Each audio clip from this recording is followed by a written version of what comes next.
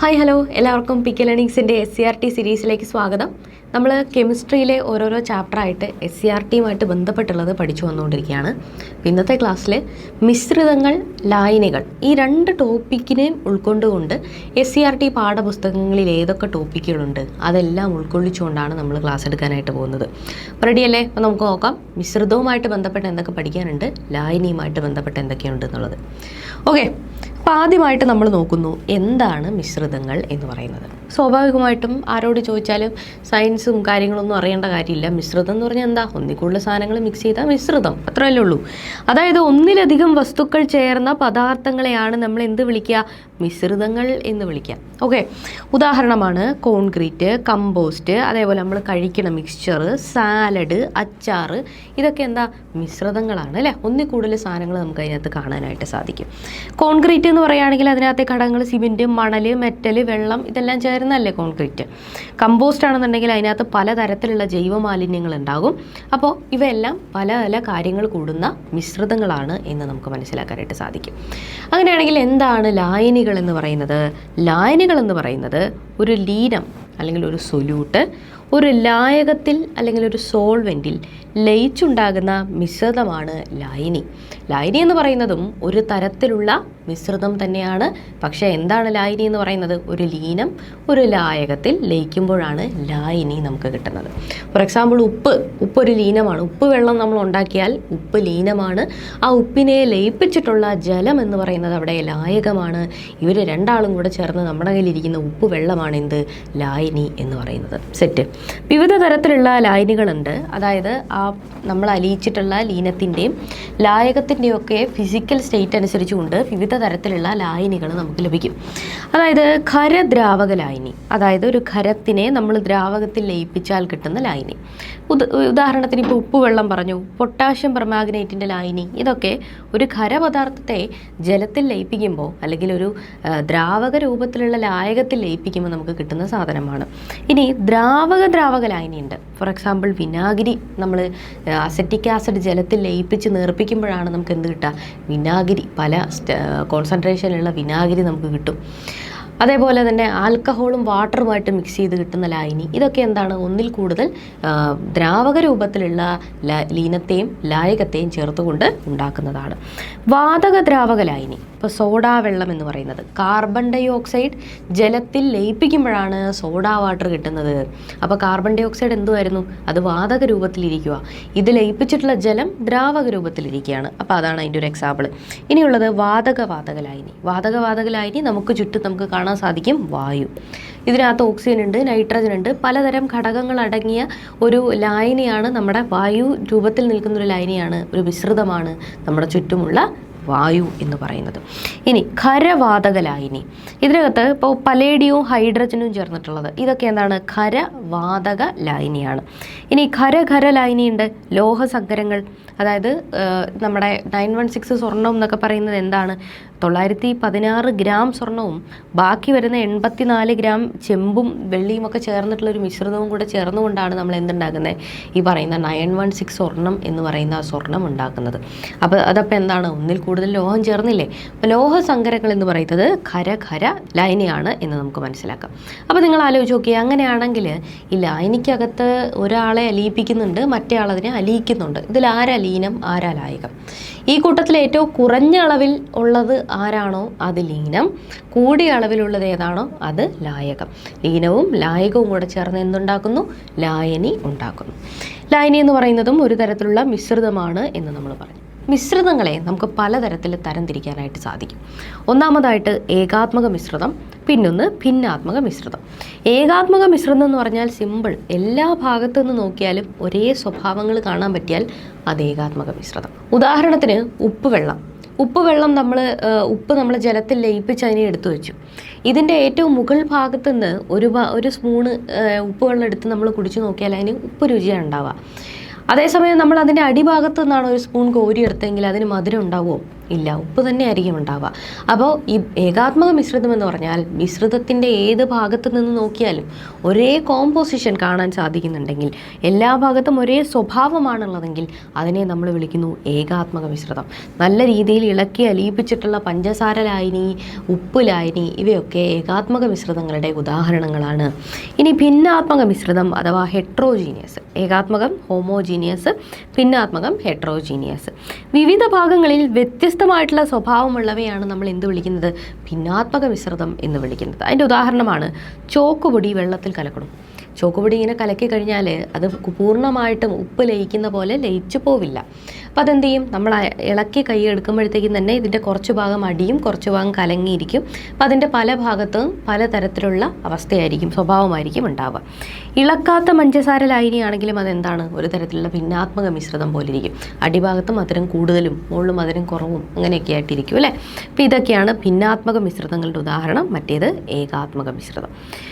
Okay, അപ്പോൾ homogeneous മിക്സ്ചറും heterogeneous മിക്സ്ചറും നമ്മൾ ഈ പറയുന്ന പോലെ ഡെഫിനിഷൻ അല്ലാതെ നമ്മളതിൻ്റെ മോളിക്യൂളർ ലെവൽ എടുത്ത് നോക്കുമ്പോഴത്തേക്കിനും ഹോമോജീനിയസ് ആണെങ്കിൽ അല്ലെങ്കിൽ ഏകാത്മകമാണെങ്കിൽ അതിനകത്തെ തന്മാത്രകൾ തമ്മിൽ ഏകദേശം ഇതേപോലെ ആയിരിക്കും മിക്സ് ആയിരിക്കുക. എല്ലാ ഭാഗത്തു നിന്നും ലീനത്തിൻ്റെയും ലായകത്തിൻ്റെയും തന്മാത്രകളെ കണ്ടെത്താനായിട്ട് സാധിക്കും. ഭിന്നാത്മക മിശ്രിതം എന്ന് പറയുമ്പോൾ ലീനത്തിൻ്റെ മോളിക്യൂളുകൾ ഒരു ഭാഗത്തും ലായകത്തിൻ്റെ മോളിക്യൂളുകൾ മറ്റൊരു ഭാഗത്തുമായിട്ട് കോൺസെൻട്രേറ്റ് ചെയ്ത് നിൽക്കുന്നത് കൊണ്ടാണ് എന്ത് ചെയ്യുന്നത്? ഇതിന് പല ഭാഗത്തു നിന്നും പല സ്വഭാവങ്ങൾ ഉണ്ടാവുന്നത്. ഓക്കെ, കിട്ടിയല്ലോ. ഇനി ഞാൻ പറഞ്ഞു നമുക്ക് ചുറ്റും കാണുന്ന ഈ വായു എന്ന് പറയുന്നത് ഒരു മിശ്രിതമാണ് എന്ന് നമ്മൾ പറഞ്ഞിരുന്നു അല്ലേ.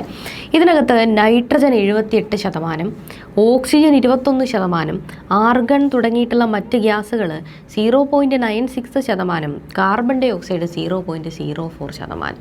ഇത്രയും അടങ്ങുന്ന പലതരത്തിലുള്ള വാതകങ്ങൾ അടങ്ങുന്ന ഒരു മിശ്രിതമാണ് നമ്മുടെ വായു എന്ന് പറയുന്നത്. ഓക്കെ, അപ്പോൾ വായു എന്ന് പറയുന്നത് ഒരു തരത്തിലുള്ള മിശ്രിതമാണ്. അന്തരീക്ഷ വായുവിൽ ഏറ്റവും കൂടുതൽ കാണപ്പെടുന്ന വാതകം എന്ന് പറയുന്നത് ഏതാണ്? അത് നൈട്രജനാണ്. രണ്ടാമതായിട്ട് ഏറ്റവും കൂടുതൽ കാണപ്പെടുന്ന ആരാന്ന് ചോദിച്ചാൽ ആരാണത്? ഓക്സിജനാണ്. ഈ വായു എന്ന് പറയുന്നത് വായുവിന് മലിനീകരണം സംഭവിക്കുമ്പോൾ ജീവജാലങ്ങളുടെ ആരോഗ്യത്തെ ബാധിക്കുന്നു. എന്താണ് വായു മലിനീകരണം? ഇപ്പോൾ നമ്മൾ പറഞ്ഞ ഈ വായുവിൻ്റെ സ്ഥിരമായിട്ടുള്ള ആ ഒരു കോമ്പോസിഷൻ ഉണ്ടല്ലോ, അതിനുണ്ടാകുന്ന വലിയ രീതിയിലുള്ള മാറ്റങ്ങളെയാണ് നമ്മൾ വായു മലിനീകരണം എന്ന് പറയാം. ഇതിനകത്ത് അടങ്ങിയിട്ടുള്ള ഘടകങ്ങളുടെ അളവിൽ വ്യത്യാസം സംഭവിക്കുന്നു, അല്ലെങ്കിൽ ഈ കൂട്ടത്തിൽ ഇല്ലാത്ത മറ്റ് പോയിസണസ് ആയിട്ടുള്ള പല ഘടകങ്ങളും അവിടേക്ക് കടന്നു വരുന്നു. അപ്പോൾ കോമ്പോസിഷൻ മാറുകയും അപ്പോൾ എന്ത് സംഭവിക്കുന്നു? വായുവിന് മലിനീകരണം സംഭവിക്കുന്നു. ഫോർ എക്സാമ്പിൾ, നമ്മുടെ ചുറ്റുമുള്ള ആ ഒരു വാതകത്തിനകത്ത് കാർബൺ ഡൈ ഓക്സൈഡിൻ്റെ അളവ് 0.04 അല്ല, പകരം കൂടിയ അളവിലുള്ള വലിയൊരു ശതമാനമാണ് കാർബൺ ഡൈ ഓക്സൈഡ് ഉള്ളത് എന്നുണ്ടെങ്കിൽ നമ്മുടെ ചുറ്റുമുള്ള വായു എന്ന് പറയുന്നത് എന്താണ്? മലിനീകരിക്കപ്പെട്ട പൊല്യൂട്ടഡ് ആയ വായുവാണ് എന്ന് നമുക്ക് പറയാനായിട്ട് സാധിക്കും എന്നുള്ളതാണ്.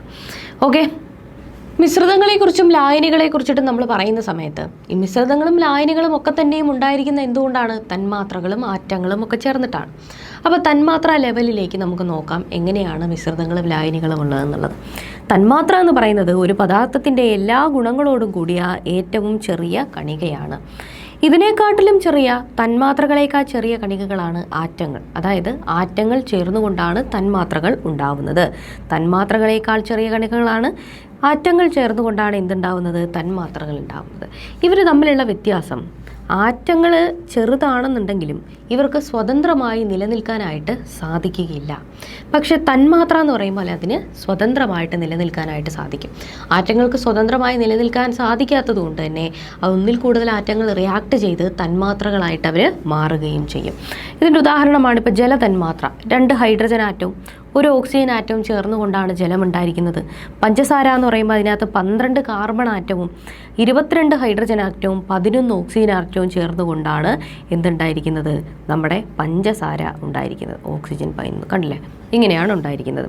ഇനി കണാദമുനി എന്നറിയപ്പെടുന്ന വ്യക്തിയാണ്. പുരാതന ഭാരതീയ ചിന്തകനായിരുന്നു അദ്ദേഹം ഈ പറയുന്ന ആറ്റങ്ങളെ സൂക്ഷ്മകണങ്ങൾ, അല്ലെങ്കിൽ അവർ സൂക്ഷ്മകണങ്ങളാണ്, അവർ ചേർന്നുകൊണ്ടാണ് പദാർത്ഥങ്ങൾ ഉണ്ടായിരിക്കുന്നതെന്ന് പറയുകയും ഈ ആറ്റങ്ങളെ അദ്ദേഹം പരമാണു എന്ന് വിളിക്കുകയും ചെയ്തു. നമ്മുടെ ബുക്കിലുള്ള കാര്യമാണത്. ഓക്കെ, ഈ പദാർത്ഥങ്ങളും അവരുടെ അവസ്ഥയും തമ്മിലുള്ള ഒരു കാര്യമാണ് നമ്മൾ നോക്കുന്നത്. ഒന്നാമതായിട്ട് ഖരാവസ്ഥ. തന്മാത്രകൾ ഏറ്റവും അടുത്തിരിക്കുന്ന ഒരു രൂപമാണ് ഖരാവസ്ഥ എന്ന് പറയുന്നത്. അതിന് കൃത്യമായിട്ടുള്ള നിശ്ചിതമായിട്ടുള്ള ഒരു രൂപം അതിന് കാണാനായിട്ട് സാധിക്കും. കാരണം അതിൻ്റെ തന്മാത്ര വളരെ വളരെ അടുത്താണ്. ഇവർക്ക് ഫ്രീഡം ഓഫ് മൂവ്മെൻറ്റ് വളരെ വളരെ കുറവാണ്. ഈ ഓരോ തന്മാത്രകൾക്കും ഊർജം കുറവാണ്. ഇവരിങ്ങനെ റിജിഡായിട്ട് ഇരിക്കും. ഇനി ഈ പറയുന്ന ആളുകൾ തന്നെ, ഈ തന്മാത്രകൾ തന്നെ പരസ്പരം ഒരു ചെറിയ അകലമുണ്ട് എന്നുണ്ടെങ്കിൽ അതിനകത്ത് ഫ്രീഡം ഓഫ് മൂവ്മെൻറ്റ് ഇത്തിരിയും കൂടെ കൂടുതലായിരിക്കും. കുറച്ചുകൂടെ അനങ്ങാനായിട്ടൊക്കെ സാധിക്കും. ഇങ്ങനെയുള്ള അവസ്ഥയെ നമ്മൾ ദ്രാവകാവസ്ഥ എന്ന് പറയുന്നു. തന്മാത്രകൾക്കിടയിൽ അകലമുണ്ട്, അതുകൊണ്ട് തന്നെ ഇവർക്ക് ഫ്ലോ ചെയ്യാനായിട്ട് സാധിക്കും. ഇനി അടുത്തതായിട്ട് വാതകാവസ്ഥയാണ്. തന്മാത്രകൾ വളരെ വളരെ അകലെ നിൽക്കുന്ന അവസ്ഥയാണ് നമ്മൾ എന്ത് വിളിക്കുക? വാതകാവസ്ഥ എന്ന് വിളിക്കുക. അതുകൊണ്ട് തന്നെ ഈ തന്മാത്രകൾക്ക് ചലന സ്വാതന്ത്ര്യം വളരെ കൂടുതലാണ്. അവർ അതിവേഗം വ്യാപിച്ച് മറ്റുള്ള വാതകങ്ങളുമായിട്ടും ഒക്കെ മിക്സായി പുതിയ മിശ്രിതങ്ങളൊക്കെ ഉണ്ടാക്കുന്നു. അപ്പോൾ നമ്മൾ മിശ്രിതം എന്താണെന്ന് പഠിച്ചു. അപ്പോൾ ശുദ്ധപദാർത്ഥം എന്താണ്? മിശ്രിതം അല്ലെങ്കിൽ പിന്നെ അത് ശുദ്ധപദാർത്ഥം അല്ലേ? ഒന്നിൽ കൂടുതൽ വസ്തുക്കൾ ചേർന്നാൽ അത് മിശ്രിതം. ആ മിശ്രിതം എങ്ങനെയാണ് ഉണ്ടാവുന്നത്? ശുദ്ധപദാർത്ഥങ്ങൾ കുറേ എണ്ണം ഒന്നിച്ചു ചേരുമ്പോഴാണ് മിശ്രിതം ഉണ്ടാവുന്നത്. ഒരേ ഇനം തന്മാത്രകൾ മാത്രം അടങ്ങിയിട്ടുള്ള പദാർത്ഥങ്ങളെയാണ് ശുദ്ധപദാർത്ഥങ്ങൾ എന്ന് വിളിക്കാം. ഉദാഹരണത്തിന് നമ്മുടെ പീരിയോഡിക് ടേബിളിൽ ഏതെങ്കിലും ഒരു എലമെൻറ്റ്, സോഡിയത്തിൻ്റെ ഒരു കഷ്ണം, ഇതിനകത്ത് സോഡിയത്തിൻ്റെ എലമെൻറ്റുകൾ മാത്രമേ കാണുള്ളൂ, ആ സോഡിയത്തിൻ്റെ ആറ്റങ്ങൾ മാത്രമേ കാണുള്ളൂ. അങ്ങനെയാണെങ്കിൽ അതെന്താണ്? ശുദ്ധപദാർത്ഥമാണ്. അതേസമയം നമ്മൾ മിശ്രിതത്തിൽ കണ്ടിട്ടുള്ള ഉപ്പ് ലായനിയെ നമ്മൾ എടുക്കുകയാണെങ്കിൽ അതിനകത്ത് ഉപ്പിൻ്റെ NaCl നമുക്ക് കാണാൻ സാധിക്കും, ജലത്തിൻ്റെ H2O നമുക്ക് കാണാനായിട്ട് സാധിക്കും അല്ലേ? അപ്പോൾ ഒരേ ഇനം തന്മാത്രകൾ അടങ്ങിയാൽ അയാളാണ് ശുദ്ധപദാർത്ഥം. ഉദാഹരണമായിട്ട് ഇരുമ്പ്, ചെമ്പ്, കാർബൺ, ഹൈഡ്രജൻ, ഓക്സിജൻ, ജലം, പഞ്ചസാര തുടങ്ങിയിട്ടുള്ള ആളുകളൊക്കെ എന്താണ്? ശുദ്ധപദാർത്ഥങ്ങളാണ് എന്നുള്ളതാണ്. വെളിച്ചെണ്ണ, പാല് ഇവയൊക്കെ ശാസ്ത്രീയപരമായിട്ട് ശരിക്കും പറഞ്ഞാൽ എന്താണ്? മിശ്രിതങ്ങളാണ്. ശാസ്ത്രീയമായിട്ട് നോക്കുകയാണെങ്കിൽ നമ്മൾ ശുദ്ധമായ പാൽ എന്ന് പറയാറുണ്ട് അല്ലേ? പക്ഷേ ശുദ്ധമായ പാൽ എന്ന് നമുക്ക് പറയാൻ സാധിക്കും, കലർപ്പൊന്നും ഇല്ലാത്തത് എന്ന് പറയും. പക്ഷേ ശാസ്ത്രീയമായിട്ട് നോക്കുകയാണെങ്കിൽ ശുദ്ധമായ പാല് എന്നൊന്നില്ല. കാരണം അതിനകത്ത് നെയ്യ്, കൊഴുപ്പ്, അതേപോലെ തന്നെ പല മിനറൽസ്, അതേപോലെ ജലം, ഇങ്ങനെയുള്ള കാര്യങ്ങളൊക്കെ അതിനകത്ത് അടങ്ങിയിട്ടുള്ള ഒരു മിശ്രിതമാണ് പാല് എന്ന് പറയുന്നത്. ഓക്കെ, കിട്ടിയല്ലോ. അപ്പോൾ ശുദ്ധമായ പദാർത്ഥങ്ങളും മിശ്രിതവുമായിട്ട് നോക്കുകയാണെങ്കിൽ ശുദ്ധമായിട്ടുള്ള പദാർത്ഥങ്ങളിൽ തന്നെ എലമെൻറ്റുകൾ എന്നും അതേപോലെ കോമ്പൗണ്ടുകൾ എന്നും രണ്ടാളുകളുണ്ട്: മൂലകങ്ങൾ, സംയുക്തങ്ങൾ. ഇതിനകത്തെ മൂലകങ്ങളാണ് നമുക്ക് പീരിയോഡിക് ടേബിളിൽ കാണാനായിട്ട് സാധിക്കുന്ന. ഇനി അങ്ങോട്ട് അവയെ എത്ര മുറിച്ചാലും അതിനകത്ത് ഒരേ തരം ആറ്റങ്ങൾ മാത്രം കാണാനായിട്ട് സാധിക്കുന്ന ആളുകൾ നമ്മുടെ ഇരുമ്പ്, അതേപോലെ ഓക്സിജൻ, ഇങ്ങനെയുള്ള ആളുകളൊക്കെ. ഈ പറയുന്ന ഇരുമ്പ്, ഓക്സിജൻ തുടങ്ങിയിട്ടുള്ളവ രാസപരമായിട്ട് സംയോജിച്ച് അവർ കോമ്പൗണ്ടുകളെ ഉണ്ടാക്കുന്നു. അതിൻ്റെ ഉദാഹരണമാണ് ജലം. ഹൈഡ്രജനും ഓക്സിജനും ചേർന്നുകൊണ്ടുള്ള ജലം. ഇങ്ങനെയുള്ള ആളുകളൊക്കെ ഇവരുടെ ഘടകത്തിൽ നിന്ന് അവരെ എളുപ്പത്തിൽ വേർതിരിക്കാൻ കഴിയില്ല. എല്ലാ ഭാഗത്തും ഒരേ കോമ്പോസിഷൻ ആയിരിക്കും. രാസപരമായിട്ട് ഹൈഡ്രജനും ഓക്സിജനും യോജിച്ചതായിരിക്കും. അങ്ങനെയുണ്ടെങ്കിൽ അതിനെ എന്തായി? സംയുക്തങ്ങളായി. മൂലകങ്ങളും സംയുക്തങ്ങളും രണ്ടും തന്നെ സ്ഥിരമായിട്ടുള്ള രാസഘടനയുള്ളതും അവർ ശുദ്ധമായിട്ടുള്ള പദാർത്ഥങ്ങളുമാണ്. ഇനി മിശ്രിതത്തിലേക്ക് നമ്മൾ കടക്കുന്നു. മിശ്രിതങ്ങൾ രണ്ട് തരത്തിലാണുള്ളത്. ഒന്ന് ഏകാത്മകവും പിന്നൊന്ന് ഭിന്നാത്മകവും. ഏകാത്മകം എന്ന് പറയുകയാണെങ്കിൽ എങ്ങനെയാണ്? ആ മിശ്രിതത്തിൻ്റെ എല്ലാ ഭാഗത്തും ഒരേ സ്വഭാവമായിരിക്കും ഉള്ളത്. ഘടകങ്ങൾ തുല്യമായിട്ട് കലർന്നിരിക്കുന്ന മിശ്രിതങ്ങളാണ്. മിശ്രിതങ്ങൾ ഒരിക്കലും ഒരു രാസപ്രവർത്തനത്തിലൂടെ ഉണ്ടായിട്ടുള്ളവയല്ല. അതിനെ എന്താണ്? ഒന്ന് മിക്സ് ആയിട്ടിരിക്കുന്നു, തന്മാത്രകൾ പരസ്പരം ഇടകലർന്നിരിക്കുന്നു എന്ന് മാത്രമേ ഉള്ളൂ. ഇനി ഭിന്നാത്മക മിശ്രിതം എന്ന് പറയുന്നത് എന്താണ്? ഉദാഹരണം മണലും വെള്ളവും ഒക്കെ മിക്സ് ചെയ്തതുപോലെ പല ഭാഗത്തും പല സ്വഭാവങ്ങൾ കാണിക്കുന്നവയാണ് ഭിന്നാത്മക മിശ്രിതങ്ങൾ എന്ന് പറയുന്നത്. കിട്ടിയല്ലോ. അപ്പോൾ നമ്മൾ മിശ്രിതങ്ങൾ എന്താണ് എന്നുള്ളത് മനസ്സിലായില്ലേ? ശുദ്ധപദാർത്ഥങ്ങൾ പലതും തന്മാത്രകൾ മിക്സ് ആയിക്കൊണ്ട് മിശ്രിതങ്ങളെ ഉണ്ടാക്കുന്നു. ഇനി ഈ മിശ്രിതങ്ങളെ വേർതിരിക്കണമെന്നുണ്ടെങ്കിൽ കോമ്പൗണ്ടുകൾ എന്ന് പറയുന്നത് ഞാൻ പറഞ്ഞു, സംയുക്തങ്ങൾ അല്ലെങ്കിൽ കോമ്പൗണ്ടുകൾ രാസപരമായി ചേർന്നുണ്ടാവുന്നവയാണ്. പക്ഷേ മിശ്രിതങ്ങൾ അങ്ങനെയല്ല, തന്മാത്രകൾ ഇടകലർന്നിരിക്കുന്നു എന്നേ ഉള്ളൂ. അപ്പോൾ അതുകൊണ്ട് തന്നെ ഇവയെ നമുക്ക് ഫിസിക്കലായിട്ടുള്ള പല മെത്തേഡുകളും ഉപയോഗിച്ചുകൊണ്ട് നമുക്ക് എന്ത് ചെയ്യാനായിട്ട് സാധിക്കും? വേർതിരിക്കാനായിട്ട് സാധിക്കും. അപ്പോൾ മിശ്രിതങ്ങളെ എങ്ങനെയൊക്കെ വേർതിരിക്കാം? അതിൽ ഏറ്റവും എളുപ്പമായിട്ട് നമ്മൾ നോക്കുകയാണെങ്കിൽ ഈ പെറുക്കി മാറ്റുക, അതായത് വലിപ്പവും നിറവും ഒക്കെ വ്യത്യാസമുണ്ടെങ്കിൽ, ഒന്നിൽ കൂടുതൽ സാധനങ്ങൾ മിക്സ് ആയിട്ടുണ്ടെങ്കിൽ അതിനെ നമുക്ക് പെറുക്കി മാറ്റാം അല്ലേ? അരിയിലെ കല്ലൊക്കെ കളയുന്നത് പോലെ. ഇനി ഈ പറയുന്ന മിശ്രിതങ്ങളിലെ ഏതെങ്കിലും ഒരു ഘടകം മാഗ്നറ്റിക് പ്രോപ്പർട്ടി ഉള്ളതാണെങ്കിൽ അതിനെ നമുക്ക് കാന്തം ഉപയോഗിച്ചുകൊണ്ട് വേർതിരിക്കാം അല്ലേ. അപ്പോൾ കാന്തിക സ്വഭാവമുള്ള വേർതിരിക്കൽ, അതായത് മണൽ അതേപോലെ ഇരുമ്പ് പൊടി, ഇത് രണ്ടും ചേർന്നിട്ടുണ്ടെങ്കിൽ അതിനകത്ത് ഇരുമ്പ് പൊടിക്ക് എന്താണ് കാന്തികമായിട്ടുള്ള സ്വഭാവമുണ്ട്. അപ്പോൾ കാന്തം ഉപയോഗിച്ചുകൊണ്ട് നമുക്ക് ഇയാളെ വേർതിരിക്കാം. ഇനിയുള്ളത് ബാഷ്പീകരണമാണ്. ലയിച്ചു ചേർന്നിട്ടുള്ള വസ്തുക്കളിൽ ഏതെങ്കിലും ഒരാൾ, ഇപ്പോൾ ഖരവസ്തു ഒക്കെ ഉണ്ടെങ്കിൽ ഖരവസ്തു എന്താ പറയുക പെട്ടെന്ന് ബാഷ്പമായിട്ട് പോവുകയില്ല അല്ലേ. അതേസമയം ആ ലായനി അല്ലെങ്കിൽ ലായകം എന്ന് പറയുന്നത് എന്താവും, ഈ പറയുന്ന ബാഷ്പമായിട്ട് പോകും. അങ്ങനെയാണെങ്കിൽ അതിനെ വേർതിരിക്കാനായിട്ട് നമുക്ക് സാധിക്കുന്നു എന്നുള്ളതാണ്. കടലിൽ നിന്ന് ഉപ്പ് വേർതിരിക്കുന്നതൊക്കെ ഈ പറയുന്ന ബാഷ്പീകരണം ഉപയോഗിച്ചുകൊണ്ടിട്ടാണ്. ഇനിയുള്ളത് കടയൽ അല്ലെങ്കിൽ ചേണിങ് എന്നറിയപ്പെടുന്നത്, തൈരിൽ നിന്ന് വെണ്ണ വേർതിരിക്കാൻ വേണ്ടി ഉപയോഗിക്കുന്ന മെത്തേഡ്. ഇനി പാറ്റൽ ചെയ്യുക എന്ന് പറഞ്ഞു കഴിഞ്ഞാൽ ഭാരവ്യത്യാസം ഉപയോഗിച്ചുകൊണ്ട് ഈ നെല്ലൊക്കെ ഇങ്ങനെ നമ്മൾ ഇതാക്കില്ലേ, നെല്ലും പതിരും വേർതിരിക്കൂലേ, അതൊക്കെ എന്താണ് ഒരു തരത്തിൽ മിശ്രിതങ്ങളെ വേർതിരിക്കലാണ്. ഇനി വൃക്കകൾ, നമ്മുടെ ശരീരത്തിലെ വൃക്കകളാണ് നമ്മുടെ ശരീരത്തിലുള്ള ശുദ്ധീകരണം നടത്തുന്ന ആളുകൾ എന്ന് പറയുന്നത്. ഈ മിശ്രിതങ്ങളെയൊക്കെ അരിച്ചു വേർതിരിക്കുന്ന ആളുകൾ എന്ന് പറയുന്നത്. വൃക്കകൾ രക്തത്തിലെ മാലിന്യങ്ങളെ അരിച്ചെടുക്കുന്ന ആളുകളാണ്. വൃക്ക തകരാറിലായി കഴിഞ്ഞാൽ ഡയാലിസിസ് എന്ന് പറയുന്ന കൃത്രിമ മാർഗം ഉപയോഗിച്ചുകൊണ്ടാണ് നമ്മുടെ രക്തത്തിലെ മാലിന്യങ്ങളെ നമ്മൾ അരിച്ച് വേർതിരിക്കേണ്ടതായിട്ട് വരുന്നത്. നമ്മുടെ ബുക്കിൽ കൊടുത്തിട്ടുള്ള കാര്യമാണത്. ഓക്കെ, അപ്പോൾ നമ്മൾ ലായനികളെക്കുറിച്ചിട്ടും മിശ്രിതങ്ങളെക്കുറിച്ചിട്ടും കുറച്ച് കാര്യങ്ങൾ നമ്മൾ പഠിച്ചു പോയി. അപ്പോൾ എന്താ ലായനി എന്ന് നമ്മൾ പറഞ്ഞു, ഒരു തരത്തിലുള്ള മിശ്രിതമാണ് എന്ന് നമ്മൾ പറയണ്ടായി. ഒരു ലീനമുണ്ട്, അതേപോലെ ആ ലീനത്തെ ലയിപ്പിക്കുന്ന ലായകമുണ്ട്. അങ്ങനെ ഏകാത്മകമായിട്ടുള്ള ഒരു മിശ്രിതമാണ് സത്യം പറയുകയാണെങ്കിൽ എന്ത്, ലായനി എന്ന് നമുക്ക് പറയാൻ സാധിക്കും. മിശ്രിതങ്ങൾ രണ്ട് തരമുണ്ട്, ഏകാത്മകവും ഭിന്നാത്മകവും. ഇതിലെ ഏകാത്മകമായിട്ടുള്ള ഒരു തരം മിശ്രിതമാണ് നമ്മുടെ ലായനി എന്ന് നമുക്ക് പറയാനായിട്ട് സാധിക്കും. ലീനം എന്ന് പറഞ്ഞാൽ ഈ ലായനിയിൽ ഏറ്റവും കുറഞ്ഞ അളവിൽ അടങ്ങിയിരിക്കുന്ന ഘടകമാണ്. കൂടിയ അളവിൽ അടങ്ങിയിട്ടുള്ള ഘടകത്തെ നമ്മൾ വിളിക്കുന്നു ലായകം എന്ന് വിളിക്കുന്നു. ലീനം, ലായകം, ഇത് രണ്ടും ചേർന്ന് ലായനി. ലായനിയുടെ ഭൗതികാവസ്ഥ എന്ന് പറയുന്നത് സാധാരണയായിട്ട് ലായകത്തിൻ്റെ അവസ്ഥയ്ക്ക് തുല്യമായിരിക്കും. അതായത് ഇപ്പോൾ ജലത്തിനകത്താണ്, ഒരു ദ്രാവകത്തിലാണ് ലയിച്ചിട്ടുള്ളതെങ്കിൽ, ജലമാണ് കൂടിയ അളവിലുള്ളെങ്കിൽ അതെന്തായി, അത് ലായകമായി. ആ ലായകത്തിന് എന്ത് ഫിസിക്കൽ സ്റ്റേറ്റ് ഉണ്ടോ അത് തന്നെയായിരിക്കും മൊത്തത്തിലെ ലായനിയുടെ ഫിസിക്കൽ സ്റ്റേറ്റും. ഇപ്പോൾ ഉപ്പ് ഖരമായിരുന്നു, അതിനെ നമ്മൾ ജലം എന്ന് പറയുന്ന ലായകത്തിൽ ലയിപ്പിച്ചു. നമ്മുടെ ലായനി എന്ത് പരുവത്തിലായിരിക്കുന്നത്, ലായകത്തിൻ്റെ അവസ്ഥയിൽ അല്ലേ, ദ്രാവക രൂപത്തിലാണ് നമ്മുടെ ഉപ്പ് വെള്ളം ഇരിക്കുന്നത് എന്നുള്ളതാണ്. ഓക്കെ, അപ്പോൾ ഇതിൻ്റെ ഉദാഹരണങ്ങൾ നമ്മൾ ഓൾറെഡി ഇന്ന് ഡിസ്കസ് ചെയ്തു. അതിൻ്റെ ഫിസിക്കൽ സ്റ്റേറ്റ് വെച്ചിട്ട് എന്തൊക്കെയായിരുന്നു, ഖരലായനിയായിട്ട് നമുക്ക് പിച്ചള, സിങ്കും കോപ്പറും അടങ്ങുന്ന മിശ്രിതം എടുക്കാം. 9166 സ്വർണ്ണം എടുക്കാം. വാതകലായനിയാണെങ്കിൽ നമ്മുടെ ചുറ്റുമുള്ള വായുവാണ്. ദ്രാവകലായനി എന്ന് പറയുമ്പോൾ ഉപ്പ് വെള്ളം, അതേപോലെ തന്നെ സോഡാ വെള്ളം ദ്രാവകാവസ്ഥയിൽ നിൽക്കുന്നതാണ് അല്ലേ, ഒക്കെ നമുക്ക് ഉദാഹരണമായിട്ട് എടുക്കാനായിട്ട് സാധിക്കും. ഇവിടെയൊക്കെ നോക്കിയാൽ അറിയാം കണ്ടല്ലേ, കാർബൺ ഡൈ ഓക്സൈഡും ജലവും ചേർന്നുകൊണ്ടാണ് സോഡാ വെള്ളം ഉണ്ടാകുന്നത്. കാർബൺ ഡൈ ഓക്സൈഡ് വാതകാവസ്ഥയിലായിരുന്നു, ജലം എന്ന് പറയുന്നത് ദ്രാവകാവസ്ഥയിലായിരുന്നു. ഇവിടെ നമ്മുടെ ലായകം എന്ന് പറയുന്ന ജലമായതുകൊണ്ട് നമ്മുടെ മിശ്രിതത്തിൻ്റെ അവസ്ഥയും എന്തായിട്ട് മാറി, മിശ്രിതം സോഡാ വെള്ളത്തിൻ്റെ അവസ്ഥയും എന്തായിട്ട് മാറി, ദ്രാവകാവസ്ഥയിൽ മാറി എന്നുള്ളതാണ്. ലായകങ്ങളും അവയുടെ പ്രോപ്പർട്ടീസും സ്വഭാവവുമാണ് ഇനി നമ്മൾ നോക്കാൻ പോകുന്നത്. ജലീയ ലായനികൾ, അക്യു സൊല്യൂഷൻ എന്ന് പറഞ്ഞാൽ എന്താണ്, വളരെ സിമ്പിൾ, ജലത്തിൽ ലയിച്ച് ഉണ്ടാവുന്ന ലായനികൾ ജലീയ ലായനികൾ അല്ലേ. ജലം ലായകമായിട്ട് വരുന്ന ലായനികളെയാണ് നമ്മൾ ജലീയ ലായനി എന്ന് പറയാം. ജലത്തിൻ്റെ പ്രത്യേകത എന്തെന്ന് വെച്ചാൽ ജലം ഒരു സാർവത്രിക ലായകമാണ് അല്ലെങ്കിൽ സാർവിക ലായകമാണ്. അതിനൊരു പോളാർ നേച്ചർ ഉള്ളതുകൊണ്ട് തന്നെ ഏകദേശം പ്രപഞ്ചത്തിലുള്ള ഒട്ടുമിക്ക സാധനങ്ങളെയും ലയിപ്പിക്കാൻ ആർക്ക് കഴിയും, നമ്മുടെ ജലത്തിന് കഴിയും. ഒരുപാട് സാധനങ്ങൾ ജലത്തിൽ ലയിച്ചു പോകും. അതുകൊണ്ടാണ് നമ്മളതിനെ സാർവിക ലായകം അല്ലെങ്കിൽ സാർവത്രിക ലായകം, യൂണിവേഴ്സൽ സോൾവെൻറ്റ് എന്ന് വിളിക്കുന്നത്. ഇനി ഓർഗാനിക് ലായകങ്ങളുണ്ട്. ചില നോൺ പോളാർ ആയിട്ടുള്ള കോമ്പൗണ്ടുകളൊക്കെ ഉണ്ട്. ഇവരൊന്നും ജലത്തിൽ ലയിക്കില്ല, പക്ഷെ അവർ കാർബൺ ഡൈ സൾഫൈഡിലും ബെൻസീനിലും ഒക്കെ ലയിക്കും. ഇപ്പോൾ ടർപ്പൻറ്റൈൻ, മണ്ണെണ്ണ, പെട്രോള്, ആൽക്കഹോൾ, ബെൻസീൻ ഇവയൊക്കെ ഓർഗാനിക് ലായകങ്ങളാണ്.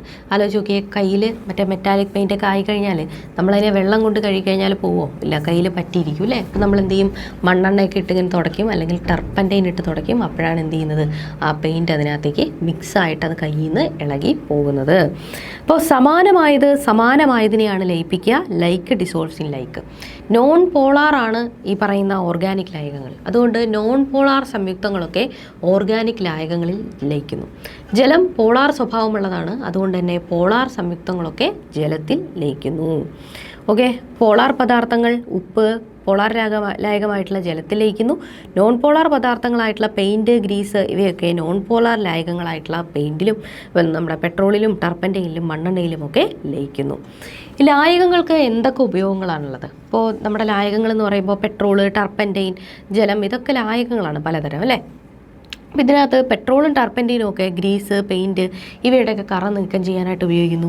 ബൊറാക്സ് ലായനി ചായ, കാപ്പി ഇവയുടെയൊക്കെ കറകൾ നീക്കം ചെയ്യാനായിട്ട് ഉപയോഗിക്കുന്ന ആളാണ്. ആൽക്കഹോളിനകത്ത് പല ഘടകങ്ങളെയും ലയിപ്പിച്ചുകൊണ്ട് നമ്മൾ എന്ത് ചെയ്യുന്നു? സുഗന്ധദ്രവ്യത്തിൻ്റെ നിർമ്മാണത്തിന് വേണ്ടി ഉപയോഗിക്കുന്നു. ഇനി ടിങ്ചർ അയഡിൻ മുറിവുകൾ വൃത്തിയാക്കാൻ വേണ്ടിയിട്ടൊക്കെ ഉപയോഗിക്കുന്നതാണ്. അയഡിനും ആൽക്കഹോളും ജലവും കൂടെ ചേരുന്നൊരു മിശ്രിതമാണ് ടിങ്ചർ അയഡിൻ എന്ന് പറയുന്നത്. ഓക്കെ, ഇനി നമ്മുടെ ലായനിക്കകത്ത് പല അളവിൽ ലീനത്തെ ലയിപ്പിക്കാനായിട്ട് സാധിക്കും. ഇപ്പോൾ എത്ര അളവിലാണ് അതിനകത്ത് ലീനം ഇരിക്കുന്നത് എന്നനുസരിച്ചിട്ട് നമ്മുടെ ലായനി കോൺസെൻട്രേറ്റഡ് അല്ലെങ്കിൽ ഗാഢതയുള്ളതും അല്ലെങ്കിൽ ഡൈല്യൂട്ടഡും ആയി മാറുന്നു. എത്രമാത്രം ഗാഢത നമ്മുടെ സൊല്യൂഷൻ അല്ലെങ്കിൽ ലായനിക്ക് ഉണ്ട് എന്നുള്ളത് അറിയാൻ വേണ്ടി പലതരം മാത്തമാറ്റിക്കൽ ഓപ്പറേഷനുകളും നമുക്ക് ഉണ്ട്. ലായനിയുടെ ഗാഢത അളക്കാൻ വേണ്ടിയിട്ട്, അതായത് ഒരു നിശ്ചിത അളവ് ലായനിയിൽ ലയിച്ചു ചേർന്നിട്ടുള്ള ലീനത്തിൻ്റെ അളവ് എത്രയാണ് എന്നറിയാൻ വേണ്ടിയിട്ടാണ് ഈ കോൺസെൻട്രേഷൻ കണ്ടുപിടിക്കാനുള്ള കാൽക്കുലേഷൻ എല്ലാം ഉപയോഗിക്കുന്നത്. നേർത്ത ലായനി അഥവാ ഡൈല്യൂട്ട് ലായനി എന്ന് വെച്ചാൽ ലീനം വളരെ കുറഞ്ഞ അളവിൽ അടങ്ങിയിട്ടുള്ളവയാണ്. കോൺസെൻട്രേറ്റഡ് ലായനി അഥവാ ഗാഢ ലായനി എന്ന് പറഞ്ഞാൽ ലീനത്തിൻ്റെ അളവ് വളരെ കൂടിയ ലായനിയായിരിക്കും. ഇത് നമുക്ക് ഇങ്ങനെ വേണമെങ്കിൽ കൂടുതൽ ഇട്ട് കഴിഞ്ഞാൽ അത് ഗാഢം എന്ന് പറയാനായിട്ട് സാധിക്കും. പക്ഷേ അതിനെ കൃത്യമായിട്ട് ഡെപ്പിക്റ്റ് ചെയ്യാൻ നമുക്ക് ക്വാണ്ടിറ്റേറ്റീവായിട്ട് അതിനെ അളക്കേണ്ടിയിരിക്കുന്നു. അങ്ങനെ ക്വാണ്ടിറ്റേറ്റീവായിട്ട് കോൺസെൻട്രേഷനെ അളക്കാൻ വേണ്ടി ഉപയോഗിക്കുന്ന ഒരു മാർഗ്ഗമാണ് മാസ് പെർസെൻറ്റേജ് എന്ന് പറയുന്നത്. ഇതിന് ലീനത്തിൻ്റെ മാസ് ഡിവൈഡഡ് ബൈ ലായനിയുടെ മാസ് ഇൻറ്റു 100 അതാണ് നമ്മൾ ചെയ്യുക. ലീനം നമ്മൾ 10 ഗ്രാം ഉപ്പെടുത്തിട്ടുണ്ടെങ്കിൽ അതിൻ്റെ ആ 10 ഗ്രാം എന്നെടുത്തു. ലായനിയുടെ മാസമാണ്, അപ്പോൾ മൊത്തത്തിലുള്ള ഉപ്പ് വെള്ളത്തിന് എത്ര കിലോ ഉണ്ട് എന്നുള്ളത് നമ്മൾ എടുത്തു. എന്നിട്ട് നമ്മൾ എന്ത് ചെയ്യുന്നു? ഇൻറ്റു 100. ഇത് ചെയ്ത് കഴിഞ്ഞാൽ നമുക്ക് എന്ത് കിട്ടുന്നു? മാസ് പെർസെൻറ്റേജ് കിട്ടുന്നു. ഇത് നമ്മുടെ കോൺസെൻട്രേഷൻ കണ്ടുപിടിക്കാൻ വേണ്ടി ഉപയോഗിക്കുന്ന ഒരു മാർഗ്ഗമാണ് ലീനത്തിൻ്റെ മാസ് ബൈ ലായനിയുടെ മാസ് ഇൻറ്റു 100 എന്ന് പറയുന്നത്. ഇനി മറ്റൊരു മാർഗ്ഗമാണ് ppm അഥവാ പാർട്സ് പെർ മില്യൺ. നമ്മൾ വളരെ കുറഞ്ഞ അളവിലുള്ള ലീനങ്ങൾ ലയിച്ചിരിക്കുന്ന അവസ്ഥകളിലാണ് നമ്മൾ പാർട്സ് പെർ മില്യൺ എന്ന് പറയുന്ന ഒരു കാര്യത്തെ നമ്മൾ ഉപയോഗിക്കുന്നത്. വളരെ കുറഞ്ഞ അളവിലുള്ള ലീനത്തെ സൂചിപ്പിക്കാനാണ് ഉപയോഗിക്കുന്നത്. ഫോർ എക്സാമ്പിൾ, ഉദാഹരണത്തിന് നമ്മുടെ അന്തരീക്ഷത്തിലെ കാർബൺ ഡൈ ഓക്സൈഡിൻ്റെ അളവ്, അന്തരീക്ഷത്തിലെ മീഥേനിൻ്റെ അളവ്, ഇങ്ങനെയുള്ളതൊക്കെ നമുക്ക് ചെറിയ കുറഞ്ഞ അളവിൽ മതി. നമുക്കറിയാം അന്തരീക്ഷ വായുവിൽ തന്നെ 0.04% സാധാരണഗതിയിൽ കാർബൺ ഡൈ ഓക്സൈഡ് ഉള്ളത് എന്ന് നമ്മൾ പറഞ്ഞു അല്ലേ. അതുപോലെ തന്നെ കുടിവെള്ളത്തിലെ ക്ലോറിൻ്റെ അളവ് 1 ppm 2 ppm ഇങ്ങനെയൊക്കെ ആയിരിക്കും. അങ്ങനെയുള്ളതൊക്കെ അളക്കാനായിട്ട് ഉപയോഗിക്കുന്നതാണ് പാർട്സ് പെർ മില്യൺ അഥവാ ppm. അതായത് 10⁶ എത്രയുണ്ട് ലീനം എന്നുള്ളത് അറിയാനായിട്ട് ഉപയോഗിക്കുന്നു. ഓക്കെ, ലായനികളുടെ അവസ്ഥകൾ, അതായത് ലായനിയെ നമുക്ക് പൂരിത ലായനി എന്നും അപൂരിത ലായനി എന്നും പ്രധാനമായിട്ട് തരംതിരിക്കാനായിട്ട് സാധിക്കും. അതായത് നമ്മുടെ കയ്യിൽ ഒരു ഗ്ലാസ് വെള്ളം നമ്മൾ എടുത്തു വെച്ചിരിക്കണം. ഇതിനകത്ത് നമ്മൾ ഉപ്പിട്ട് കലക്കാൻ പോകുന്നു. 1 സ്പൂൺ ഉപ്പിട്ടു ഇളക്കി ലയിപ്പിച്ചു, 2 സ്പൂൺ ഉപ്പിട്ടു ഇളക്കി ലയിപ്പിച്ചു. ഇങ്ങനെ ലയിപ്പിച്ച് ഇനി അങ്ങോട്ട് ഉപ്പ് ചേർത്ത് നമ്മൾ ഇളക്കി കഴിഞ്ഞാൽ ഇനി അങ്ങോട്ട് ആ ഉപ്പ് അതിൽ ലയിച്ചു പോവില്ല എന്നുള്ള അവസ്ഥ വരുന്നിടത്തോളം ഫുള്ളായിട്ടും അതിനകത്ത് കോൺസെൻട്രേറ്റഡ് ആയിരിക്കുന്ന അവസ്ഥയാണ് നമ്മൾ പൂരിത ലായനി എന്ന് വിളിക്കുക. ഒരു നിശ്ചിത താപനിലയിൽ പരമാവധി ലീനം ലയിച്ചു ചേർന്നിട്ടുള്ള ലായനിയാണ് പൂരിത ലായനി. അപ്പോൾ എന്താ അപൂരിത ലായനി? നേരെ ഓപ്പോസിറ്റ്. ഒരു താപനിലയിൽ, നിശ്ചിത താപനിലയിൽ ഇനിയും ലീനത്തെ ഇട്ട് കഴിഞ്ഞാൽ ഇനിയും ലയിച്ചു പോകും, ലയിപ്പിക്കാനുള്ള കപ്പാസിറ്റി ഇനിയും ബാക്കി നിൽക്കുന്ന ആളുകളാണ് അപൂരിത ലായനി എന്ന് പറയുന്നത്. പൂരിത ലായനി സാച്ചുറേറ്റഡ്, അപൂരിത ലായനി അൺസാച്ചുറേറ്റഡ് എന്ന് പറയുന്നു.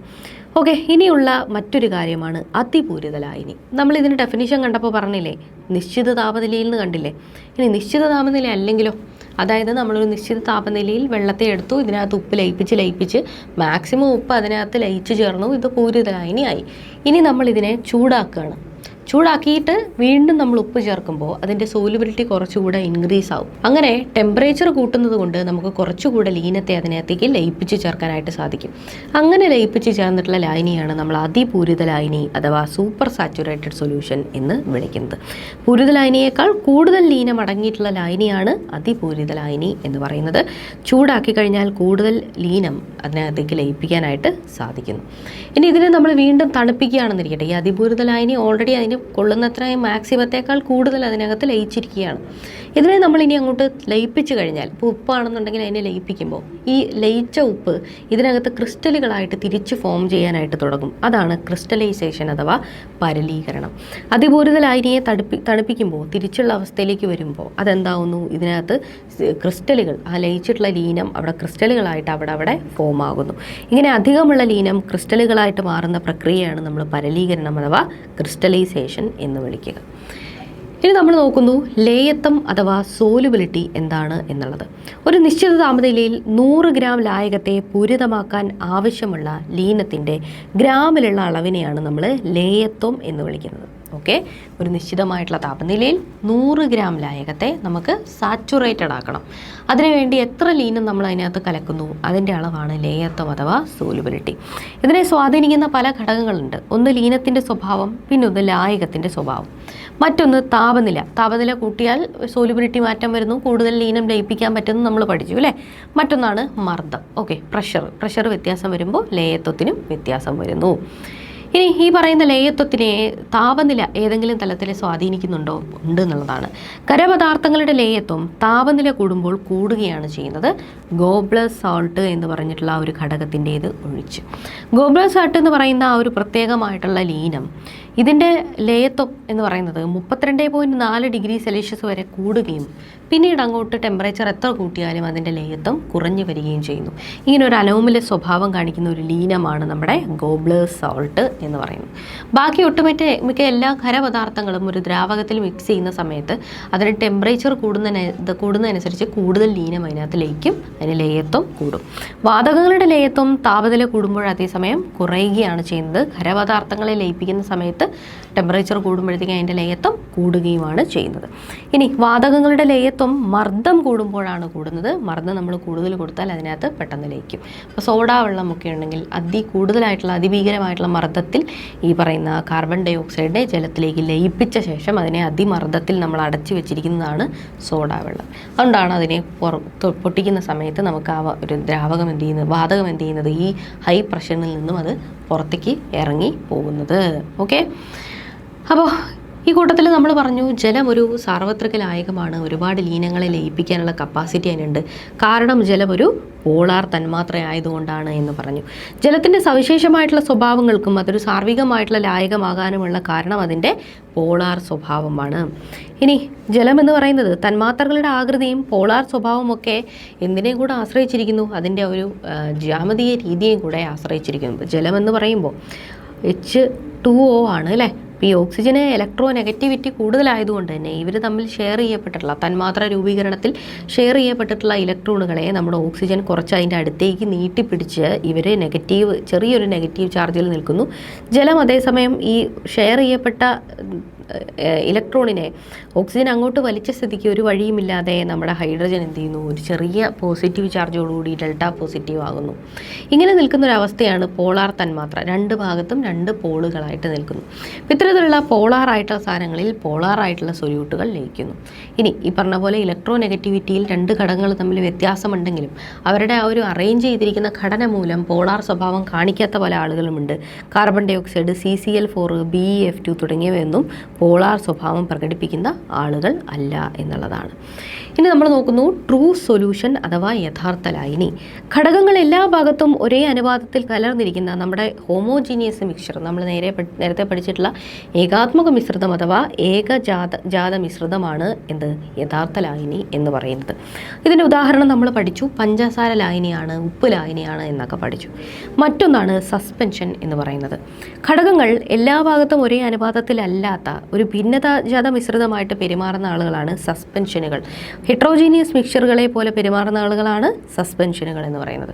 അതിൻ്റെ ഉദാഹരണമാണ് ചോക്കുപൊടി കലർത്തിയിട്ടുള്ള വെള്ളം, മണൽ കലർത്തിയിട്ടുള്ള വെള്ളം, ഇവയൊക്കെ. ഇതിനെ നമ്മൾ ജലത്തിൽ ലയിപ്പിച്ച് കഴിഞ്ഞാലും ഇത്തിരി നേരം കഴിയുമ്പോൾ അത് വന്ന് അടിഞ്ഞു പോകും. മാത്രമല്ല ഉപ്പിനെ നമ്മൾ വൺസ് വെള്ളത്തിൽ അലിയിപ്പിച്ച് കഴിഞ്ഞാൽ പിന്നെ അതിലെ ഉപ്പിൻ്റെ ആറ്റങ്ങളെയോ കണങ്ങളെയോ നമുക്ക് കാണാൻ സാധിക്കുമോ? കണ്ണുകൊണ്ട് സാധിക്കില്ല. അതേസമയം മണലിലെ വെള്ളത്തിൽ ലയിപ്പിച്ചാലും നമ്മൾ നോക്കിയാൽ ഇതിനകത്ത് മണൽ വന്ന് അടിയണതൊക്കെ നമുക്ക് കാണാനായിട്ട് സാധിക്കും എന്നുള്ളതാണ്. ഓക്കെ, ഗോബ്ലർ സോൾട്ടിനെ കുറിച്ച് ഓൾറെഡി പറഞ്ഞു. ഗോബ്ലർ സോൾട്ട് എന്ന് പറയുന്നതിൻ്റെ കെമിക്കൽ ഫോർമുല ഇതാണ്. ഒരു ലാക്സേറ്റീവ് മരുന്നായിട്ട് നമ്മളിതിനെ ഉപയോഗിക്കാറുണ്ട്. അസാധാരണമായിട്ടുള്ള ഒരു ലേയത്വം, അനോമലസ് ആയിട്ടുള്ളൊരു സോലുബിലിറ്റിയാണ് ഇതിനുള്ളത്. 32.4 ഡിഗ്രി സെൽഷ്യസ് വരെ അതിൻ്റെ ലേയത്വം കൂടുന്നു, അതിനുശേഷം കുറയുകയുമാണ് ചെയ്യുന്നത്. കിട്ടിയല്ലോ. അപ്പോൾ നമ്മൾ നോക്കി കുറേയധികം നമ്മുടെ ലായനികളെ കുറിച്ചിട്ട്. ഇതിനകത്ത് തന്നെ ട്രൂ സൊല്യൂഷൻ, യഥാർത്ഥ ലായനി, പിന്നെ ഒന്ന് സസ്പെൻഷൻ എന്ന് പറഞ്ഞിട്ടുള്ള 2 ആൾക്കാരെ പരിചയപ്പെട്ടു. ഇതിലെ യഥാർത്ഥ ലായനി അല്ലെങ്കിൽ ട്രൂ സൊല്യൂഷനെ സംബന്ധിച്ചിടത്തോളം ഇതിൻ്റെ ഘടകങ്ങളെ നമുക്ക് പെട്ടെന്ന് വേർതിരിക്കാനായിട്ട് സാധിക്കില്ല. അതേസമയം സസ്പെൻഷനെ നമുക്ക് അരിച്ചെടുത്തു കഴിഞ്ഞാൽ പെട്ടെന്ന് അതിനെ വേർതിരിക്കാനായിട്ട് സാധിക്കും. ഈ യഥാർത്ഥ ലായനിയിലൂടെ നമ്മളൊരു ബീം ഓഫ് ലൈറ്റ് നമ്മൾ അടിച്ചു വിടുകയാണെങ്കിൽ അതിൻ്റെ പ്രകാശപാത ഒരിക്കലും ദൃശ്യമല്ല. പക്ഷേ സസ്പെൻഷനിൽ പ്രകാശപാത ദൃശ്യമാണ്. ഇനി ഇതിൻ്റെ അടിയുന്ന സ്വഭാവം, ഉപ്പ് വെള്ളം നമ്മൾ കുറേ നേരം വെച്ചു എന്ന് കരുതി അതിൽ ഉപ്പ് വന്ന് താഴെ വന്ന് അടിഞ്ഞു കിടക്കോ? ഇല്ല. അപ്പോൾ അടിയുന്ന സ്വഭാവം ഇയാൾക്ക് ഇല്ല. അതേസമയം സസ്പെൻഷനുകളെ സംബന്ധിച്ചിടത്തോളം അതിനകത്ത് അടങ്ങിയിട്ടുള്ള കണികകൾ ഇവഞ്ച്വലി താഴെ വന്ന് അടിഞ്ഞു പോകുന്നു. കണികകളുടെ വലിപ്പം നോക്കുകയാണ് എന്നുണ്ടെങ്കിൽ 0.01 നാനോമീറ്റർ മുതൽ 1 നാനോമീറ്റർ വരെയാണ് ഇതിലെ ഓരോരോ ഘടകങ്ങളുടെ, യഥാർത്ഥ ലായനിയിലെ ഘടകങ്ങളുടെ വലിപ്പങ്ങളിരിക്കുന്നത്. സസ്പെൻഷനെ നോക്കുകയാണെങ്കിൽ അതിന് ഏകദേശം 1000 നാനോമീറ്ററിൽ കൂടുതൽ വലിപ്പമാണ് അതിൻ്റെ കണങ്ങൾക്ക് ഉള്ളത്. അതുകൊണ്ട് തന്നെ നമുക്ക് കണ്ണുകൊണ്ട് കാണാനായിട്ട് സാധിക്കും സസ്പെൻഷനിലെ ഘടകങ്ങളെ. കണ്ടില്ലേ, നമ്മുടെ സൊല്യൂഷൻ ആയതുകൊണ്ട്, നമ്മുടെ ട്രൂ ലായനി ആയതുകൊണ്ട്, യഥാർത്ഥ ലായനി ആയതുകൊണ്ട് ഇതിനകത്തൂടെ പ്രകാശത്തിൻ്റെ പാത കാണാൻ സാധിക്കില്ല. സസ്പെൻഷനിലൂടെ അത് കാണാനായിട്ട് സാധിക്കും. മറ്റൊരു വിഭാഗം നമ്മുടെ ഏകാത്മക മിശ്രിതവും ഭിന്നാത്മക മിശ്രിതവും അതേപോലെ തന്നെ നമ്മുടെ ട്രൂ സൊല്യൂഷനും അതുപോലെ സസ്പെൻഷനും നമ്മൾ പഠിച്ചു. അതുകൂടാതെ മറ്റൊരാളാണ് കൊളോയിഡ് എന്ന് പറയുന്നത്. യഥാർത്ഥ ലായനിയുടെയും സസ്പെൻഷൻ്റെയും ഇടയിലുള്ള ഒരു പ്രത്യേക അവസ്ഥയാണ് നമ്മൾ കൊളോയിഡുകൾ എന്ന് വിളിക്കുന്നത്. അതിൻ്റെ ഉദാഹരണമാണ് പാല് എന്ന് പറയുന്നത്. പാലപ്പോൾ ഒരു ശുദ്ധപദാർത്ഥമല്ല, ഒരു മിശ്രിതമാണ്. മിശ്രിതത്തിൽ തന്നെ ഒരു കൊളോയിഡാണ് നമ്മുടെ പാല് എന്ന് പറയുന്നത്. കണികകളെ നമുക്ക് നഗ്ന നേത്രങ്ങൾ കൊണ്ട് കാണാനായിട്ട് സാധിക്കില്ല. സസ്പെൻഷനിലെ പോലെ നമുക്ക് കാണാനായിട്ട് സാധിക്കില്ല. ഓക്കെ, അതേസമയം നമ്മുടെ ഇതിനകത്തുള്ള കണങ്ങളൊന്നും തന്നെ താഴെ അടിയുകയും ഇല്ല. എന്നാൽ പ്രകാശപാത ഇതിനകത്തൂടെ ദൃശ്യമാകും. ആ ഒരു തരത്തിലുള്ള 2 ആളുടെയും കുറച്ച് സ്വഭാവങ്ങളുള്ള ആളെയാണ് നമ്മൾ എന്ത് വിളിക്കുന്നത്? കൊളോയിഡുകൾ എന്ന് വിളിക്കുന്നത്. ഇതിനകത്തെ കണികയുടെ വലിപ്പം ഇവരുടെ 2 പേരുടെയും കണികകളുടെ വലിപ്പത്തിൻ്റെ ഏറ്റവും സെൻറ്ററിലാണ്. അതായത് 1 മുതൽ 1000 നാനോമീറ്റർ വരെയാണ് കൊളോയിഡിലെ കണികകളുടെ വലിപ്പം എന്ന് പറയുന്നത്. നമ്മൾ പറഞ്ഞു കൊളോയിഡുകൾക്കകത്തൂടെ പ്രകാശപാത ദൃശ്യമാണ് എന്ന് പറഞ്ഞു അല്ലേ? അപ്പോൾ കൊളോയിഡിനകത്തൂടെ പ്രകാശപാത ദൃശ്യമാകുന്ന ഈ ഒരു പ്രതിഭാസത്തിന് മറ്റൊരു പേര് കൂടിയുണ്ട്. കൊളോയിഡിനകത്തെ കണികകളിൽ പ്രകാശം കടന്നു പോകുമ്പോൾ പ്രകാശം തട്ടി അതിനകത്ത് വിസരിക്കുന്ന പ്രഭാവത്തെയാണ് നമ്മൾ ടിൻഡൽ പ്രഭാവം എന്ന് വിളിക്കുന്നത്. ഇങ്ങനെ വെള്ളത്തിൽ കണ്ടിട്ടുണ്ടാവും, അല്ലെങ്കിൽ കാടിനകത്ത് ഒരു ബീം ഓഫ് ലൈറ്റ് ഇങ്ങനെ വരുന്ന പോലെ കണ്ടിട്ടുണ്ടാവും. അതൊക്കെ തന്നെ എന്താണ്? ടിൻഡൽ എഫക്റ്റാണ്. ഇത് പ്രകാശപാത ഇതിനകത്തൂടെ പ്രകാശം കടന്നു പോകുന്ന സമയത്ത് ഇതിലെ കണികകളിൽ തട്ടി പ്രകാശം വിസരണം ചെയ്യുന്നത് കൊണ്ടാണ് നമുക്ക് എന്ത് ചെയ്യുന്നത്? ടിൻഡൽ എഫക്റ്റ് കാണാനായിട്ട് സാധിക്കുന്നത്. ഇങ്ങനെ കൊളോയിഡിനെ നമ്മൾ കുറച്ചു നേരം വെച്ച് കഴിഞ്ഞാൽ ഇതിലെ കണികകൾ പൂർണ്ണമായിട്ടും താഴെ അടിയുന്നില്ലെങ്കിലും ഭാഗികമായിട്ട് ഇത് താഴെ അടിയും. ഇങ്ങനെ അടിയുന്ന ആ ഒരു ഭാഗത്തെ ഡിസ്പേഴ്സ്ഡ് ഫേസ് എന്നാണ് വിളിക്കുക. ഈ അടിഞ്ഞിട്ടുള്ള ബാക്കിയുള്ള ഭാഗത്തെ നമ്മൾ ഡിസ്പേർഷൻ മീഡിയം എന്നുമാണ് വിളിക്കാറുള്ളത് ഒരു കൊളോയിഡിനെ സംബന്ധിച്ചിടത്തോളം. വിവിധ തരത്തിലുള്ള കൊളോയിഡുകൾ നമുക്ക് നമ്മുടെ അറിവിലുണ്ട്. അതിലൊരെണ്ണമാണ് സോളിഡ് സോള്. പിന്നെ ഒന്ന് സോളിഡ് സോൾ എന്ന് പറയുമ്പോഴത്തേക്കിനും അതിനകത്ത് അടങ്ങിയിട്ടുള്ള 2 ഘടകങ്ങളും എന്തായിരിക്കും? ഖരമായിരിക്കും, രത്നങ്ങളൊക്കെ പോലെ. അതായത് പല കളറിലും പല ഇതിലൊക്കെയുള്ള രത്നങ്ങളൊക്കെ എന്താണ്? സോളിഡ് സോളുകളാണ്. പിന്നെ മറ്റൊരു തരത്തിലുള്ള കൊളോയിഡിനെ നമ്മൾ വിളിക്കും ജെൽ കൊളോയിഡ് എന്ന് വിളിക്കും. ജെല്ലെന്ന് പറയുമ്പോൾ ദ്രാവകവും ഖരവും ചേർന്നുകൊണ്ടാണ് ജെല്ലുണ്ടാക്കുന്നത്. വെണ്ണ, ജാം, ചീസ് ഇവയൊക്കെ ജെൽ കൊളോയിഡിൻ്റെ ഉദാഹരണങ്ങളാണ്. ഇനി സോളിഡ് ഫോം എന്ന് പറയുന്ന കൊളോയിഡിൽ വാതകവും ഖരവുമാണ് അടങ്ങിയിട്ടുള്ളത്. നമ്മുടെ റബ്ബർ, മെത്ത ഇവയൊക്കെ എന്താണ്? സോളിഡ് ഫോമാണ് എന്ന് മനസ്സിലാക്കാം.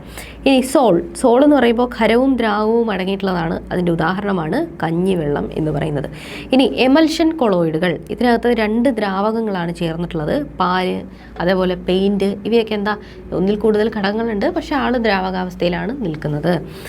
ഇനി ഫോം എന്ന് പറയുന്നത് എന്താണ്? വാതകവും ദ്രാവകവും അടങ്ങിയിട്ടുള്ള അവസ്ഥയാണ്. സോപ്പ് പത എന്നൊക്കെ പറയുന്നത് ഫോം അവസ്ഥയിൽ നിൽക്കുന്ന ആളാണ്. ഇനി എയറോസോൾ എന്ന് പറയുമ്പോൾ ഖരവും വാതകവുമുള്ള ഒരു മിശ്രിതമാണ്.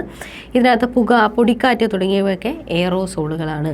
ഇനി ലിക്വിഡ് എയറോസോൾ എന്ന് പറയുമ്പോൾ വാതകവും ദ്രാവകവും കലർന്നിട്ടുള്ളതാണ്. മൂടൽമഞ്ഞ്, കാർമേഘം തുടങ്ങിയവയൊക്കെ ലിക്വിഡ് എയറോസോളിൻ്റെ ഉദാഹരണങ്ങളാണ്. നമ്മുടെ ഭക്ഷണത്തിനകത്ത് നമുക്ക് പലതരത്തിലുള്ള മിശ്രിതങ്ങളെ കാണാനായിട്ട് സാധിക്കും. പലതരം കൊളോയിഡുകൾ, ഇപ്പം നമ്മൾ പഠിച്ചിട്ടുള്ള പലതരം ജെല്ല്, സോള് തുടങ്ങിയിട്ടുള്ള പലതരം കൊളോയിഡുകൾ സാധ്യതകളെ നമുക്ക് കാണാനായിട്ട് സാധിക്കും. നമ്മൾ കഴിക്കുന്ന പല ആഹാരങ്ങളും, ഉദാഹരണം നമ്മുടെ സോഫ്റ്റ് ഡ്രിങ്കുകളും ഒക്കെ തന്നെ കൊളോയിഡ് രൂപത്തിൽ ഉള്ളവയാണ്. കൊളോയിഡിൻ്റെ ഒരു പ്രത്യേകത എന്താ? ഇനി ഒരു സ്ഥലത്ത് വെച്ച് കഴിഞ്ഞാൽ ഭാഗികമായിട്ട് അത് അടിയും അല്ലേ. അപ്പോൾ നമുക്ക് മനസ്സിലാവും സാധനം കേടുവന്നു എന്നുള്ളത്. അപ്പോൾ ഭക്ഷണങ്ങളെ കേടുവരാതെ പ്രിസർവ് ചെയ്ത് സംരക്ഷിക്കാൻ വേണ്ടിയിട്ട് നമുക്ക് എന്ത് ചെയ്യാൻ പറ്റും? ഈ കൊളോയിഡിൻ്റെ പാർട്ടിക്കിൾ ഡിസ്പേഴ്സ് ചെയ്ത് താഴെ അടിയുന്നതിനെ തടഞ്ഞാൽ മതി. അപ്പോൾ അത്തരത്തിൽ നമ്മൾ ഉപയോഗിക്കുന്ന ആളുകളാണ് സ്റ്റെബിലൈസറുകൾ. കണികകൾ അടിയുന്നത്, താഴെ വന്ന് അടിയുന്നത് തടയാനായിട്ട് സഹായിക്കുന്നതാണ് സ്റ്റെബിലൈസറുകൾ. ബ്രോമിനേറ്റഡ് വെജിറ്റബിൾ ഓയിലൊക്കെ അതിൻ്റെ ഉദാഹരണമാണ്. ഇനി പ്രിസർവേറ്റീവ്സ് എന്ന് പറയുമ്പോൾ ഭക്ഷണം കേടുകൂടാതെ സൂക്ഷിക്കുന്ന ആളുകളാണ്. വിനാഗിരി, ഉപ്പ് ഇവയൊക്കെ എന്താണ്? ഭക്ഷണം കേടുകൂടാതെ സൂക്ഷിക്കുന്ന പ്രിസർവേറ്റീവുകളാണ്. ഇനി മറ്റൊന്നാണ് നിറങ്ങൾ എന്ന് പറയുമ്പോൾ ആകർഷകമായിട്ടുള്ള നിറം നൽകാൻ വേണ്ടി ടാർട്ടസിൻ എന്ന് പറയുന്ന മഞ്ഞ നിറമുള്ളൊരു വസ്തു, എറിത്രോസിൻ എന്ന് പറയുന്ന ചുവന്ന നിറമുള്ള വസ്തു, ഇൻഡിഗോ കാർമെൽ എന്നറിയപ്പെടുന്ന നീല നിറമുള്ള വസ്തു, ഇവയെല്ലാം നമ്മൾ ഉപയോഗിക്കുന്നു. രുചിയും മണവും, ആഹാരങ്ങൾക്കൊക്കെ പ്രത്യേകമായിട്ടുള്ള രുചിയും മണവും സുഗന്ധവും ഒക്കെ നൽകാൻ വേണ്ടിയിട്ട് വാനിൽ രുചിക്ക് വേണ്ടി ഫോസ്ഫോറിക് ആസിഡ്, പുളിരുചി കിട്ടാൻ, അലൈൻ ഫെക്നസോയേറ്റ് എന്ന് പറയുന്ന സാധനം പൈനാപ്പിളിൻ്റെ ഗന്ധം കിട്ടാനൊക്കെ നമ്മൾ ഉപയോഗിക്കുന്നു. ഇതുകൂടാതെ പൂപ്പലും അതുപോലെയുള്ള സാധനങ്ങളൊക്കെ തടയാൻ വേണ്ടിയിട്ട് സോഡിയം ബെൻസോയേറ്റ്, സോഡിയം ആസിഡ് തുടങ്ങിയിട്ടുള്ള ആളുകളെയൊക്കെ നമ്മൾ ഉപയോഗിക്കാറുണ്ട്. ഇനി ഞാൻ നേരത്തെ പറഞ്ഞ പോലെ ആഹാരത്തിനകത്ത് രുചിയും മണവും കാര്യങ്ങളെല്ലാം കൂട്ടാനൊക്കെ വേണ്ടിയിട്ട് പലതരം കെമിക്കലുകളും അതിനകത്തേക്ക് ആഡ് ചെയ്യുന്നുണ്ട്. അങ്ങനെ ഭക്ഷണത്തിൽ ചേർക്കുന്ന രാസവസ്തുക്കളും അതിൻ്റെ ഉപയോഗങ്ങളുമാണ് നമ്മൾ നോക്കാൻ പോകുന്നത്. ആദ്യം ടാർട്രസിൻ ഭക്ഷ്യപദാർത്ഥത്തിലും പാനീയത്തിലും ചേർക്കുന്നു, മഞ്ഞ നിറം നൽകാനായിട്ട് സഹായിക്കുന്നു. എറിത്രോസിൻ ഭക്ഷ്യപദാർത്ഥങ്ങളിലും പാനീയങ്ങളിലും തന്നെയാണ് ചേർക്കുന്നത്, ചുവപ്പ് നിറം നൽകാനായിട്ട് ഉപയോഗിക്കുന്നു. ഇൻഡിഗോ കാർമെൽ ഓൾറെഡി നമ്മൾ പറഞ്ഞില്ലേ, ഇവർ മൂന്നുപേരും ഭക്ഷ്യപദാർത്ഥങ്ങളിലും പാനീയങ്ങളിലും ചേർക്കുന്നു, നീല നിറം നൽകാനായിട്ട് സഹായിക്കുന്നു. ഇനി വാനിൽ എന്ന് പറയുമ്പോൾ ഭക്ഷ്യപദാർത്ഥമാണ്. ഭക്ഷ്യപദാർത്ഥങ്ങളിലാണ് വാനിലിനെ കൂടുതലായിട്ട് ചേർക്കുക, രുചി കൂട്ടാൻ വേണ്ടിയിട്ടാണ് ഉപയോഗിക്കുന്നത്. ഇനി അലൈൻ ഹെക്സനോയേറ്റ് ഭക്ഷണപദാർത്ഥങ്ങളിൽ ഉപയോഗിക്കുന്നു, സുഗന്ധത്തിനായിട്ട് അതിനകത്ത് എന്ത് ചെയ്യുന്നു? പൈനാപ്പിളിൻ്റെ ഒരു സുഗന്ധമാണ് അതിനുള്ളത്. അതുകൊണ്ട് തന്നെ അതിനെ എന്ത് ചെയ്യുന്നു? പൈനാപ്പിളിന് പകരം സുഗന്ധമൊക്കെ ഉണ്ടാവാൻ വേണ്ടിയിട്ട് ആഡ് ചെയ്യുന്നു അലൈൻ ഹെക്സനോയേറ്റിനെ. ഇനി സോഡിയം ബെൻസോയേറ്റ് ആണ്. ഇത് സോഡ്, സാലഡ്, സോഫ്റ്റ് ഡ്രിങ്ക് തുടങ്ങിയവയൊക്കെ ഉപയോഗിക്കുന്നു. ഈസ്റ്റ്, പൂപ്പൽ ഇതൊക്കെ വരാതിരിക്കാൻ വേണ്ടിയിട്ട് സഹായിക്കുന്ന ആളാണ് സോഡിയം ബെൻസോയേറ്റ് എന്ന് പറയുന്നത്.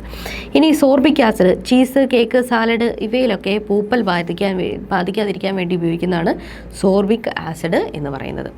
ഓക്കെ, ഇപ്പോൾ നമ്മൾ പറഞ്ഞ പോലെ തന്നെ കൊളോയിഡുകളിലെ വളരെ പ്രധാനപ്പെട്ട നമ്മൾ ഡേ ടു ഡേ ലൈഫിൽ കാണുന്ന, നമ്മൾ കുടിക്കുന്ന ഒരു കൊളോയിഡാണ് നമ്മുടെ സോഫ്റ്റ് ഡ്രിങ്കുകൾ എന്ന് പറയുന്നത്. അപ്പോൾ സോഫ്റ്റ് ഡ്രിങ്കുകൾക്കകത്ത് കാർബൺ ഡൈ ഓക്സൈഡ്, മധുരം, പലതരത്തിലുള്ള നിറങ്ങൾ, പ്രിസർവേറ്റീവുകൾ, കഫീന് ഇവയൊക്കെ ഉണ്ടാവാനുള്ള സാധ്യതയുണ്ട്. കൃത്രിമ മധുരങ്ങളായിട്ടുള്ള aspartame, saccharin, fructose, corn syrup തുടങ്ങിയവയൊക്കെ നമ്മൾ ഈ പറയുന്ന സോഫ്റ്റ് ഡ്രിങ്കുകൾക്കകത്ത് ഉപയോഗിക്കുന്നു. ഇത് കഴിക്കുന്നതുകൊണ്ട് എന്തൊക്കെ പ്രശ്നമുണ്ടാകും? ഒന്നാമതായിട്ട് ഈ കൊളോയിഡിനെ ഡിസ്പേഴ്സ് ചെയ്ത് പോകാതെ സ്റ്റെബിലൈസ് ചെയ്യാൻ വേണ്ടിയിട്ട് അതിനകത്ത് വളരെ വലിയ അളവിലുള്ള പ്രിസർവേറ്റീവുകളായിരിക്കും ചേർത്തിട്ടുണ്ടാവുക. അതുകൊണ്ട് തന്നെ അത് ഒരുപാടായിട്ട് നമ്മൾ കഴിക്കുന്ന സമയത്ത് ഈ ഹെവി ആയിട്ടുള്ള ഷുഗറും മറ്റ് കെമിക്കലുകളും നമ്മുടെ വയറിൽ പോവുകയും അമിതവണ്ണം, ദഹന പ്രശ്നങ്ങൾ, കരൾ രോഗങ്ങൾ, രക്തത്തിൽ യൂറിക് ആസിഡിൻ്റെ അളവ് കൂടുതൽ, എല്ലുകളുടെ ബലക്ഷയം തുടങ്ങിയിട്ടുള്ള അവസ്ഥകളിലേക്കൊക്കെ നമ്മളെ ഈ കെമിക്കൽസ് കൊണ്ടുപോകുന്നു എന്നുള്ളതാണ്. ഓക്കെ, ഇന്ന് നമ്മൾ പറഞ്ഞിട്ടുള്ള കാര്യങ്ങളെല്ലാം മിശ്രിതങ്ങൾ, ലായനികൾ, ഈ 2 ടോപ്പിക്കുകളായിരുന്നു. ഇതിനകത്ത് പദാർത്ഥങ്ങളുടെ കൂട്ടായ്മ എന്ന് പറയുന്ന 6ാം ക്ലാസ്സിലെ 5ാമത്തെ ചാപ്റ്ററും ലായനികൾ എന്ന് പറയുന്ന 9ാം ക്ലാസ്സിലെ 6ാമത്തെ ചാപ്റ്ററുമാണ് ഈ ടോപ്പിക്കുമായിട്ട് ബന്ധപ്പെട്ട് നമ്മൾ പരിഗണിച്ചിട്ടുള്ളത്. അപ്പോൾ ഇന്നത്തെ ക്ലാസ്സിൽ പറഞ്ഞിട്ടുള്ള കാര്യങ്ങളെല്ലാം നമ്മുടെ SCERT പാഠപുസ്തകത്തിൽ അതുപോലെ തന്നെയുണ്ട്. അതിനെ നമ്മൾ ചുരുക്കി മനസ്സിലാവുന്ന രീതിയിൽ അവതരിപ്പിച്ചു എന്നുള്ളതേ ഉള്ളൂ. ഇന്നത്തെ ക്ലാസ്സിൽ പറഞ്ഞിട്ടുള്ള കാര്യങ്ങളൊക്കെ നിങ്ങൾക്ക് മനസ്സിലായിട്ടുണ്ടാവും എന്ന് വിചാരിക്കുന്നു. അങ്ങനെയാണെങ്കിൽ അടുത്ത ക്ലാസ്സിൽ അടുത്ത SCERT പാഠപുസ്തകത്തിലെ അടുത്ത ടോപ്പിക്കുമായിട്ട് നമുക്ക് വീണ്ടും കണ്ടുമുട്ടാം. Thank you.